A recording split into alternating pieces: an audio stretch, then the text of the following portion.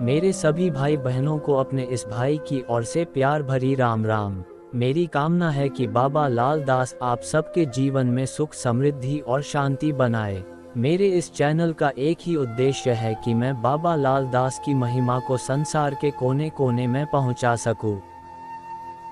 8वें भाग में आपने पढ़ी बाबा की अनोखी महिमा। अब आगे।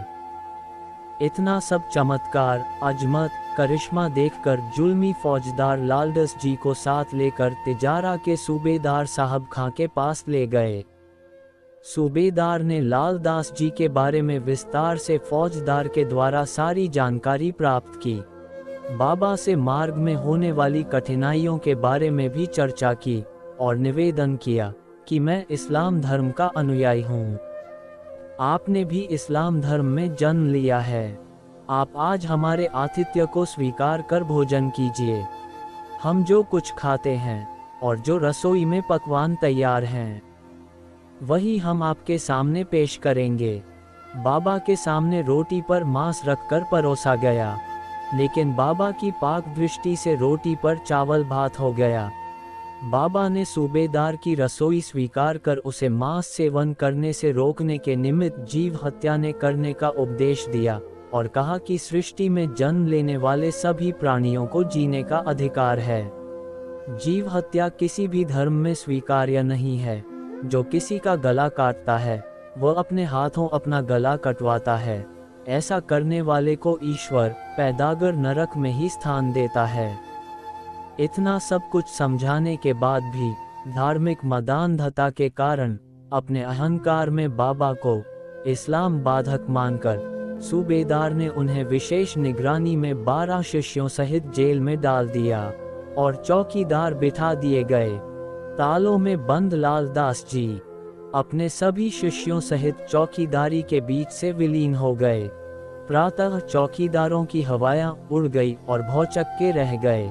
मुरझाए मन से सूबेदार को इस घटना के बारे में बताया गया तो सूबेदार ने चौकीदारों पर शक जाहिर कर कहा कि तुमने कुछ धन लेकर उन्हें छोड़ दिया है, इसलिए तुम्हें कोड़ों की मार पड़ेगी। जैसे ही चौकीदारों को कोड़ों की मार पड़ने लगी तो लालदास जी शिष्यों सहित सूबेदार के समक्ष प्रकट हो गए। लालदास जी ने सूबेदार से कहा कि आप इन निरपराध चौकीदारों पर अपनी वहशीपन का गुबार क्यों उतार रहे हो? हम आपके दोषी हैं और आपके सामने हैं। सूबेदार ने पुनः लालदास जी को 7 तालों में बंद कराते हुए और भी सख्त पहरा लगा दिया।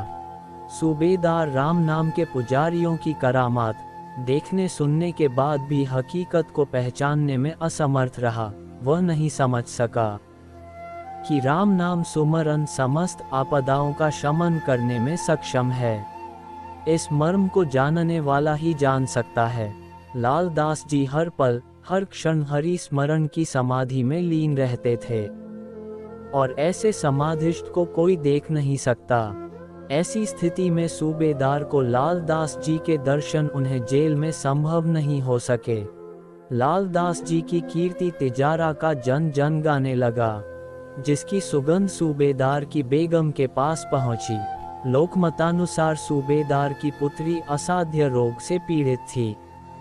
घर आए संत के गुणगान सुनने मात्र से उसकी ममता पुत्री के प्रति जाग उठी और बेगम ने अपने पति के विरोधी धार्मिक मान्यताओं, मान मर्यादाओं आदि का परित्याग करते हुए संत जी के चरणों में रोगी पुत्री को रख दिया और निवेदन किया कि तुम साईं के यार समीपी, मैं तो व्यथा हमारे जी की। तुम साईं के खासा यार, साईं सू तेरा इतबार।